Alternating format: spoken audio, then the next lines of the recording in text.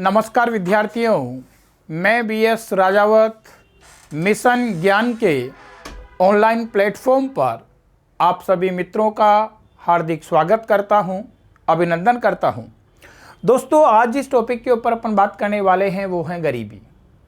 गरीबी क्या होती है, गरीबी का निर्धारण कैसे किया जाता है, गरीबी का वर्तमान में क्या मापदंड है, गरीबी कितने प्रकार की होती है, इन सब बातों के बारे में आज अपन विस्तार से चर्चा करेंगे। तो देखिए, पहला हमारा जो लेक्चर होने वाला है वो है गरीबी का निर्धारण, कि वर्तमान समय में भारत में गरीबी का जो मेजरमेंट है वो क्या है। पहली क्लास हमारी मेजरमेंट को लेकर के होगी। तो देखिए दोस्तों, अपन बात कर रहे हैं गरीबी का निर्धारण। पहले मैं थोड़ा आपको समझा दूं। गरीबी की हम बात करें, गरीबी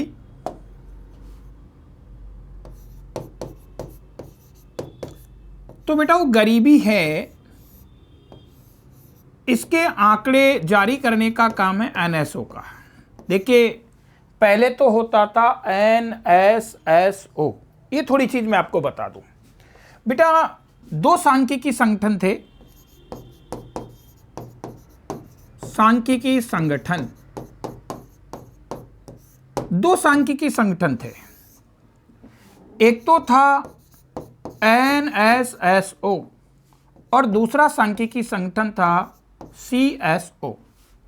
NSO की स्थापना हुई थी 1950 में और CSO की स्थापना हुई थी 1951 में। ध्यान रखें, जनसंख्या, गरीबी और बेरोजगारी, जनसंख्या, गरीबी और बेरोजगारी, इन तीनों के आंकड़े जारी करने का काम है वो तो होता था NSSO का। जनसंख्या के आंकड़े कितने साल में? जनसंख्या के आंकड़े 10 साल में, गरीबी के आंकड़े 5 साल में और बेरोजगारी के आंकड़े 1 वर्ष में। तो ये काम तो NSSO का होता था। और बेटा, राष्ट्रीय आय, नेशनल इनकम, राष्ट्रीय आय, नेशनल इनकम और मुद्रास्फीति, इन्फ्लेशन, मुद्रास्फीति, इनके आंकड़े जारी करने का काम वो किसको होता था? CSO का। पर अब 23 मई 2019 को, 23 मई 2019 को इन दोनों संगठनों को मर्ज कर दिया है और एक नया संगठन बना दिया है NSO, national statistical office. National statistical office एक नया संगठन बना दिया गया है, राष्ट्रीय सांख्यिकी कार्यालय। तो आप ध्यान रखना, जनसंख्या के आंकड़े भी NSO, गरीबी के आंकड़े भी NSO, बेरोजगारी के आंकड़े भी NSO, राष्ट्रीय आय के आंकड़े भी NSO और मुद्रास्फीति के आंकड़े भी कौन जारी करेगा? NSO के द्वारा ये काम किया जाता है। अब बात आती है गरीबी, केवल गरीबी की बात हम कर रहे हैं। गरीबी की बात अपन देखें, गरीबी की बात अपन देखें तो दोस्तों,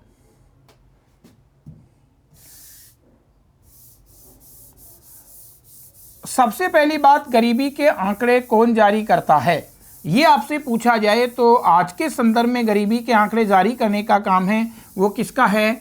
NSO का है। NSO क्या है? NSO नेशनल स्टैटिस्टिकल ऑफिस है, राष्ट्रीय सांख्यिकी कार्यालय है। तो गरीबी के आंकड़े जारी करने का काम किसका? NSO का। और कितने वर्ष में? गरीबी के आंकड़े जारी करने का काम किसका? NSO का है। कितने वर्ष में? 5 वर्ष में। अब बात आती है कि गरीबी का निर्धारण,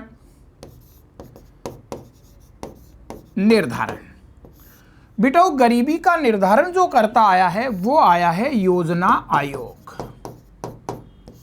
गरीबी का निर्धारण करता आया है वो योजना आयोग करता आया है। हालांकि आपको पता है अब योजना आयोग को समाप्त कर दिया गया है और योजना आयोग के स्थान पे एक नया संगठन बना दिया गया है, वो है नीति आयोग। नीति आयोग। तो अब ये जो काम करेगा वो कौन करेगा? नीति आयोग करेगा। योजना आयोग गरीबी का निर्धारण करता रहा है। और योजना आयोग ने गरीबी के निर्धारण का आधार जो बनाया वो बनाया था बेटो, वो बनाया प्रतिदिन कैलोरी भोजन। प्रतिदिन कैलोरी भोजन पहले समझा दूं, फिर इसके की पॉइंट्स हैं वो मैं आपको बताऊंगा। प्रतिदिन कैलोरी भोजन को आधार बनाया। प्रतिदिन कैलोरी भोजन में भी अगर औसत कैलोरी आपसे पूछे, औसत कैलोरी, तो औसत कैलोरी तो बताई थी योजना आयोग ने 2250, और इसको शहरी और ग्रामीण क्षेत्रों में बांट दिया जाए। शहरी क्षेत्र और ग्रामीण क्षेत्रों में अलग अलग करके पूछा जाए। शहरी क्षेत्र और ग्रामीण क्षेत्र, तो शहरी क्षेत्रों के लिए तो कितनी कैलोरी 2100, और ग्रामीण क्षेत्रों के लिए कितनी है 2400 कैलोरी। तो 21 और 24 को जोड़ते हैं 45 होता है, और 45 में 2 का भाग देते हैं तो 2250 होता है। ये किसका निर्धारण है? योजना आयोग का निर्धारण है। ध्यान रखें, गरीबी का निर्धारण कौन करता है? योजना आयोग करता है, और योजना आयोग ने गरीबी के निर्धारण का जो आधार बनाया था वो बनाया था प्रतिदिन कैलोरी भोजन। प्रतिदिन कैलोरी भोजन को आधार बनाया, जिसमें औसत कैलोरी बताई थी 2250, शहरी क्षेत्रों के लिए 2100 कैलोरी और ग्रामीण क्षेत्रों के लिए 2400 कैलोरी। ये योजना आयोग का गरीबी निर्धारण का आधार है। अब दोस्तों, पिछला जो पीएसआई का एग्ज़ाम हुआ था उस एग्ज़ाम में ये प्रश्न पूछ लिया गया कि योजना आयोग ने शहरी क्षेत्रों की अपेक्षा ग्रामीण क्षेत्र में अपेक्षाकृत अधिक कैलोरी मापदंड क्यों निर्धारित किया? ये प्रश्न दे दिया। तो उसका सीधा सा उत्तर था कि शहरी क्षेत्रों की अपेक्षा ग्रामीण क्षेत्र में रहने वाले लोग अपेक्षाकृत अधिक शारीरिक श्रम करते हैं, इसलिए गरीबी के निर्धारण में शहरों की अपेक्षा गांवों के लिए अधिक कैलोरी मापदंड है वो रखा गया है। ये प्रश्न पीएसआई में पूछा हुआ है। तो दोस्तों, यहाँ नोट करके आपको एक बात ध्यान रख लेनी है। नोट करके वो बात ये है, शहरी, ये पीएसआई में पूछा हुआ है, शहरी क्षेत्रों की अपेक्षा ग्रामीण क्षेत्रों में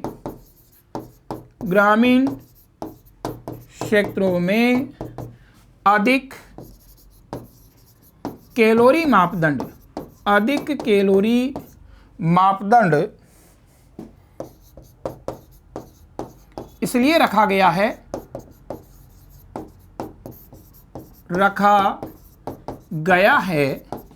क्योंकि ग्रामीण क्षेत्र में रहने वाले लोग, ग्रामीण क्षेत्र में रहने वाले लोग अधिक शारीरिक श्रम करते हैं। ये प्रश्न पीएसआई में पूछा हुआ, अधिक शारीरिक श्रम करते हैं।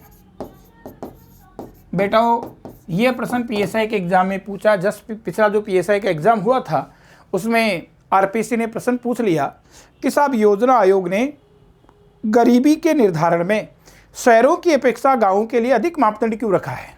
तो उसका उत्तर था कि साहब, शहरी क्षेत्रों की अपेक्षा गांवों में रहने वाले लोग हैं अधिक शारीरिक श्रम करते हैं, इसलिए इनके लिए जो कैलोरी मापदंड है वो अधिक रखा गया है।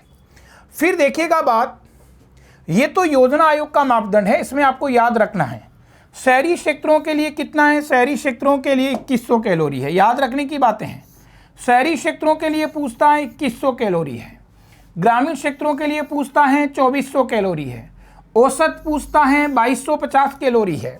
और अगर ये पूछता है कि गाँव में अधिक मापदंड क्यों रखा, शहरों की अपेक्षा गाँव में अधिक कैलोरी मापदंड क्यों रखा, तो उसके पीछे कारण ये हैं कि शहरों की अपेक्षा गाँव में रहने वाले लोग हैं अधिक शारीरिक श्रम करते हैं, इसलिए गाँवों के लिए अधिक कैलोरी मापदंड रखा गया है। अब अपन बात करते हैं वर्तमान मापदंड। ये तो योजना आयोग का मापदंड है। वर्तमान समय में मापदंड क्या है ये समझा दूं, फिर अपन की पॉइंट्स पे आएंगे। बड़ा अच्छा डाटाबेस टॉपिक है ये, पूरे इसमें डाटा है, तो देखते हैं। देखिए, वर्तमान मापदंड आप देखें तो ये प्रश्न भी पूछा हुआ है सेकंड ग्रेड टीचर्स में कि वर्तमान समय में भारत में गरीबी निर्धारण का मापदंड क्या है? तो वर्तमान समय में भारत में गरीबी निर्धारण का जो मापदंड है वो है बेटाओ प्रति व्यक्ति दैनिक उपभोग खर्च। वर्तमान में जो मापदंड है वो है प्रति दिन, वर्तमान मापदंड पूछ ले कि वर्तमान आधार क्या है या वर्तमान मापदंड क्या है। तो वर्तमान मापदंड है प्रति व्यक्ति दैनिक उपभोग खर्च। ये ध्यान रखने की बात है, उपभोग खर्च लिख दे, उपभोग व्यय लिख दे, दोनों बातें चलेगी। That is very important. अगर पूछता है कि भारत में, राजस्थान में वर्तमान समय में गरीबी के निर्धारण का आधार क्या है, तो वर्तमान समय में गरीबी के निर्धारण का आधार है वो है प्रति व्यक्ति दैनिक उपभोग खर्च। और ये वर्तमान आधार है दिया किसने है? ये इसी बार जो वीडियो का एग्जाम हुआ था उसमें ये प्रश्न दिया था। तो ये ध्यान रखना, सुरेश तेंदुलकर समिति की रिपोर्ट, सुरेश तेंदुलकर समिति की तो रिपोर्ट, सुरेश तेंदुलकर समिति की तो रिपोर्ट। सुरेश तेंदुलकर समिति है, इसका गठन हुआ था 2009 में और इसने अपनी रिपोर्ट दी थी 2012 में। और ध्यान रखना, रंग राजन समिति की समीक्षा, रंग राजन समिति की समीक्षा पर आधारित है। और रंग राजन समिति है, इसका गठन हुआ था 2012 में और इसने अपनी रिपोर्ट दी थी 2014 में। तो देखिएगा, अगर बात करता है आपसे पेपर सेटर कि योजना आयोग ने गरीबी के निर्धारण का आधार क्या बना रखा है, तो योजना आयोग ने तो गरीबी के निर्धारण का जो आधार बनाया था वो बनाया था प्रतिदिन कैलोरी भोजन को। और अगर प्रश्न ये पूछा जाता है कि वर्तमान समय में भारत में गरीबी के निर्धारण का जो आधार है वो क्या है, तो हमारा उत्तर होगा वो होगा प्रति व्यक्ति दैनिक उपभोग खर्च। और ये आधार किसने बनाया? सुरेश तेंदुलकर समिति ने ये आधार बनाया।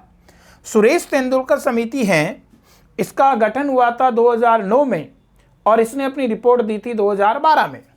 और ध्यान रखना, इसकी समीक्षा के लिए जो समिति गठित की गई वो की गई रंग राजन समिति। रंग राजन समिति है, इसका गठन हुआ 2012 में और इसने अपनी रिपोर्ट दी थी 2014 में।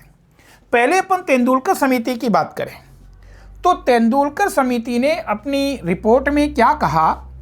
तेंदुलकर समिति ने अपनी रिपोर्ट में यह कहा कि साहब, शहरी क्षेत्रों में उन लोगों को गरीब मान लो जो दैनिक का मतलब रोज के 33.33 रुपये से कम उपभोग खर्च कर पाते हैं। ध्यान रखें, सुरेश तेंदुलकर समिति ने अपनी रिपोर्ट में यह कहा कि शहरों में उन लोगों को गरीब माना जाए जो रोज के 33.33 रुपये से कम उपभोग खर्च कर पाते हैं और महीने में 1000 रुपये से कम उपभोग खर्च कर पाते हैं। 1000 रुपये। जैसे उदाहरण के लिए मान लेते हैं मेरे परिवार में 5 सदस्य हैं, तो सुरेश तेंदुलकर समिति की रिपोर्ट के अनुसार अगर मेरा परिवार महीने में 5000 या इससे अधिक खर्च करने की स्थिति में है तो गरीब नहीं है, और अगर 5000 से कम खर्च करने की स्थिति में है तो गरीब है। ये रिपोर्ट तो किसने दी? ये तेंदुलकर की है। अगर किसी व्यक्ति के परिवार में 3 सदस्य हैं तो तेंदुलकर समिति की रिपोर्ट के अनुसार अगर वो परिवार महीने में 3000 या इससे अधिक खर्च करने की स्थिति में है तो गरीब नहीं है, और इससे कम खर्च करने की स्थिति में है तो गरीब है। तो ये प्रति व्यक्ति बेस बनाया। तो ये तो शहरी क्षेत्रों के लिए था। ग्रामीण क्षेत्रों के लिए क्या मापदंड दिया? ग्रामीण क्षेत्र, ये डाटाबेस टॉपिक है, डाटा ध्यान रखना है। ग्रामीण क्षेत्रों के लिए इसने मापदंड दिया कि साहब गाँव में उन लोगों को गरीब मान लो जो दैनिक यानी रोज के 27.20 रुपये और मासिक 816 रुपये से कम उपभोग खर्च कर पाते हैं उनको गरीब मान लिया जाए। ये मापदंड तो किसका था? ये मापदंड हैं वो आपके सुरेश तेंदुलकर समिति का था कि शहरों में उनको गरीब मानो जो रोज के 33.33 रुपये से कम उपभोग खर्च कर पा रहे हैं और महीने में 1000 से कम उपभोग खर्च कर पा रहे हैं। गाँव में उन लोगों को गरीब मानो जो रोज के 27.20 रुपये और महीने के 816 रुपये से कम उपभोग खर्च कर पा रहे हैं, उनको गरीब माना जाए। ये रिपोर्ट सुरेश तेंदुलकर समिति ने दी। अब मेरे बच्चों ध्यान रखना, सुरेश तेंदुलकर समिति का गठन है कांग्रेस के शासनकाल में हुआ था और कांग्रेस के शासनकाल में इसकी रिपोर्ट आई थी, क्योंकि आपको पता 2004 से लेकर 2014 तक भारत में कांग्रेस की सरकार थी। तो जैसे ही तेंदुलकर समिति की रिपोर्ट आई तो लोगों में बड़ा असंतोष का भाव देखा गया, लोगों में बड़ा रोष था। कुछ लोगों ने सोनिया गांधी को, क्योंकि कांग्रेस की अध्यक्ष उस समय सोनिया गांधी थी, कुछ लोगों ने सोनिया गांधी को 33 रुपये का चेक भेजा, कुछ लोगों ने सोनिया गांधी को 33 रुपये का मनी ऑर्डर किया और ये कहा कि अगर शहरों में 33 रुपये में खर्चा चलाता है तो आप अपना खर्चा चला के बताइए, हम आपको 33 रुपये देते हैं। तो जब तेंदुलकर समिति की रिपोर्ट के विरुद्ध असंतोष हुआ तो इसकी समीक्षा के लिए रंगराजन समिति गठित की गई। समीक्षा का मतलब होता किसी चीज पर दोबारा से विचार करना। तो उसकी समीक्षा के लिए कौन सी समिति गठित की गई? रंगराजन समिति गठित की गई। और रंगराजन समिति है, इसका गठन हुआ था 2012 में और इस समिति ने अपनी रिपोर्ट दी थी 2014 में। तो तेंदुलकर समिति का तो ये मापदंड आपको याद रखना है। अब रंगराजन समिति ने क्या मापदंड दिया?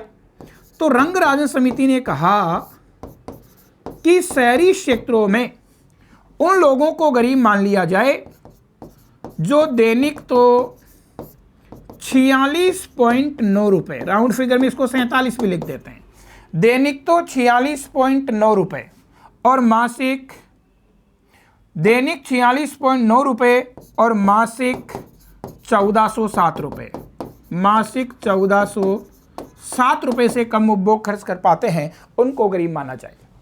तेंदुलकर ने कितना बताया था? 33.33। रंगराजन ने इसको बढ़ा के कर दिया 46.9 रुपये।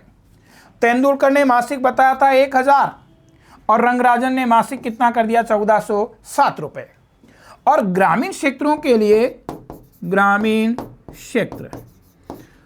क्षेत्रों के लिए अपन बात करें तो ग्रामीण क्षेत्रों के लिए दैनिक तो कितना? दैनिक तो 32.4 रुपये, 32.4 रुपये। और मासिक अगर पूछे तो मासिक बताया 972 रुपये, 972 रुपये। तो देखिए ग्रामीण के लिए तेंदुलकर ने बताया था 27.20, रंगराजन ने इसको बढ़ा के कर दिया 32.4 रुपये और मासिक है वो तेंदुलकर ने 816 बताया था, रंगराजन ने इसको बढ़ा के कितना कर दिया? 972 रुपये। तो आपको तेंदुलकर समिति का भी आधार है, मेजरमेंट है, वो भी याद रखना है और रंगराजन समिति है, इसका मेजरमेंट भी आपको ध्यान में रखना है कि तेंदुलकर ने क्या मेजरमेंट बताया था, रंगराजन ने क्या मेजरमेंट बताया था। और ये सारा मेजरमेंट वो प्रति व्यक्ति है, ध्यान रखना इस बात, ये प्रति व्यक्ति है, क्योंकि गरीबी के निर्धारण का वर्तमान जो मापदंड है, आधार है, वो प्रति व्यक्ति दैनिक उपभोग खर्च है। तो बेटा जी सबसे पहली बात तो ये सारी चीज़ें हैं मैंने आपको समझाई, हालांकि इसकी की पॉइंट में सारी बातें लिखी हुई है पर मैंने एक साथ आपको ये चीज़ें समझाई है। अब देखते हैं अपन,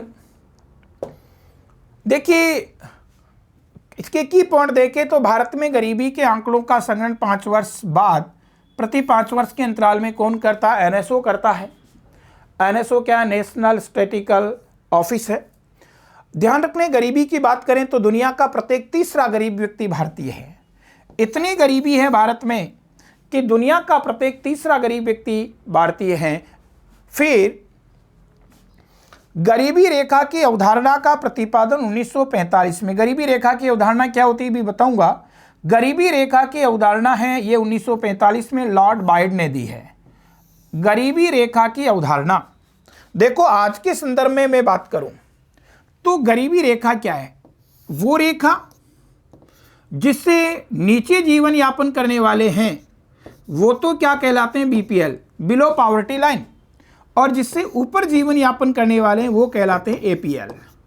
तो गरीबी रेखा क्या? गरीबी रेखा वो रेखा है जिससे नीचे जीवन यापन करने वाले BPL कहलाते हैं और ऊपर जीवन यापन करने वाले वो APL, अबव पॉवर्टी लाइन कहलाते हैं। अगर योजना आयोग के मापदंड के अनुसार लूँ तो योजना आयोग के मापदंड के अनुसार हैं वो हैं शहरी क्षेत्रों में 2100 कैलोरी और ग्रामीण क्षेत्रों में 2400 कैलोरी। यानी ऐसे लोग जो शहरों में प्रतिदिन 2100 कैलोरी से कम भोजन प्राप्त कर पा रहे हैं वो तो क्या है, बीपीएल है, और 2100 कैलोरी से अधिक भोजन प्राप्त कर पा रहे हैं वो एपीएल है। गाँव की बात करूं तो गाँव में ऐसे लोग जो प्रतिदिन 2400 कैलोरी से कम भोजन प्राप्त कर रहे हैं वो बीपीएल हैं, और 2400 कैलोरी से अधिक भोजन प्राप्त कर रहे हैं वो क्या है, एपीएल है। तो ये गरीबी रेखा है। और ध्यान रखना, गरीबी रेखा का विचार दिया था 1945 में, और दिया किसने था, लॉर्ड बायड ने। गरीबी रेखा का विचार 1945 में दिया था, किसने दिया था, लॉर्ड बायड ने दिया था। और लॉर्ड बायड ने गरीबी रेखा का जो मापदंड बताया था वो बताया था 2300 कैलोरी। फिर आप देखिएगा, गरीबी का निर्धारण योजना आयोग के द्वारा किया जाता है, जो कि ग्रामीण क्षेत्रों के लिए 2400 कैलोरी और शहरी क्षेत्रों के लिए 2100 कैलोरी, और औसत कैलोरी है वो 2250 है, जो मैंने आपको समझाया है। एवरेज कैलोरी अगर पूछता है तो 2250 है, केवल शहरों के लिए पूछता है तो 2100 है, केवल गाँव के लिए पूछता है तो 2400 है। गाँव में अधिक मापदंड क्यों रखा है, क्योंकि शहरों की अपेक्षा गाँव में रहने वाले लोग हैं वो अधिक शारीरिक श्रम करते हैं। फिर वर्तमान समय में गरीबी का निर्धारण का आधार, ये बड़ा महत्वपूर्ण है, और ये मैंने बता दिया आपको, प्रति व्यक्ति दैनिक उपभोग खर्च। अगर पूछे कि वर्तमान समय में भारत में गरीबी के निर्धारण का आधार क्या है, तो प्रति व्यक्ति दैनिक उपभोग खर्च गरीबी निर्धारण का आधार है, जो कि सुरेश तेंदुलकर समिति की रिपोर्ट पर आधारित है। मैंने कहा ये वीडियो के एग्जाम से में पूछा हुआ प्रश्न है कि प्रति व्यक्ति दैनिक उपभोग खर्च मापदंड है किस समिति पर आधारित है, तो सुरेश तेंदुलकर समिति पर आधारित है। मैंने अभी डाटा बताया था, तेंदुलकर समिति के अनुसार शहरों में ऐसे लोग जो महीने के 1000 रुपये और रोज के 33.33 रुपये से कम उपभोग खर्च कर पा रहे हैं वो गरीब हैं, और ग्रामीण क्षेत्रों में महीने में 816 रुपये और रोज के 27.20 रुपये से कम उपभोग खर्च कर पा रहे हैं वो गरीब हैं। फिर रंगराजन समिति की बात करें तो रंगराजन समिति का गठन हुआ था 2012 में, रिपोर्ट आई थी 2014 में। रंगराजन समिति ने ये कहा कि साहब ग्रामीण क्षेत्रों में ऐसे लोग जो रोज के 32 एग्जिट है 32.4 रुपये और महीने के 972 रुपये से कम उपभोग खर्च कर पा रहे हैं उनको गरीब माना जाए। और शहरों में ऐसे व्यक्ति, राउंड फिगर में 47 लिखा, एग्जिट में 46.9, शहरी क्षेत्र में ऐसे व्यक्ति जो रोज के 46.9 रुपये और महीने के 1407 रुपये से कम उपभोग खर्च कर पा रहे हैं उनको गरीब माना जाए। तो ये तेंदुलकर समिति की रिपोर्ट है, ये रंगराजन समिति की रिपोर्ट है। फिर देखिएगा, गरीबी के निर्धारण का कैलोरी आधार है वो दांडेकर और रथ फॉर्मूला पे आधारित है। ध्यान रखना, गरीबी के निर्धारण का कैलोरी आधार किसने अपनाया था, योजना आयोग ने अपनाया। कब अपनाया, 1971 में अपनाया। किस फॉर्मूले पर है, दांडेकर और रथ फॉर्मूले को बेस बना करके कैलोरी मापदंड अपनाया गया है, जो कि अभी आपने पढ़ाई है। शहरों के लिए 2100 कैलोरी है और गाँवों के लिए 2400 कैलोरी है। ठीक है साहब। फिर है गरीबी की कैलोरी अवधारणा का संबंध निरपेक्ष गरीबी से है। देखिए, गरीबी दो प्रकार की होती है जिसकी चर्चा अपन अगले लेक्चर में करेंगे। तो गरीबी की कैलोरी अवधारणा अगर पूछ ले, कैलोरी अवधारणा, कैलोरी का संबंध किससे होता है, भोजन से।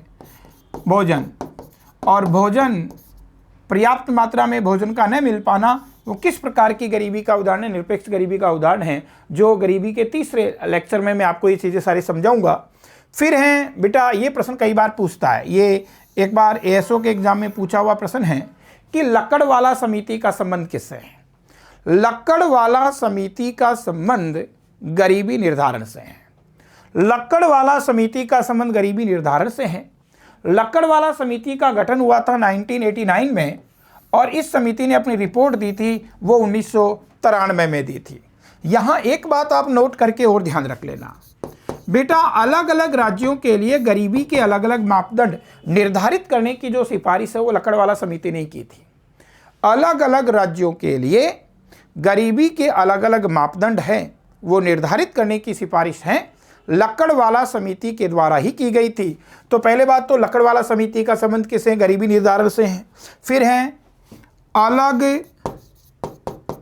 अलग राज्यों के लिए, अलग अलग राज्यों के लिए गरीबी के अलग अलग मापदंड, अलग अलग मापदंड निर्धारित करने की सिफारिश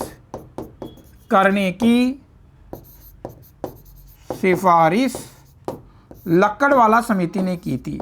लकड़वाला समिति ने की थी, ये ध्यान रखने की बात है। तो बेटा वो लकड़वाला समिति का संबंध किसे? लकड़वाला समिति का संबंध गरीबी निर्धारण से है।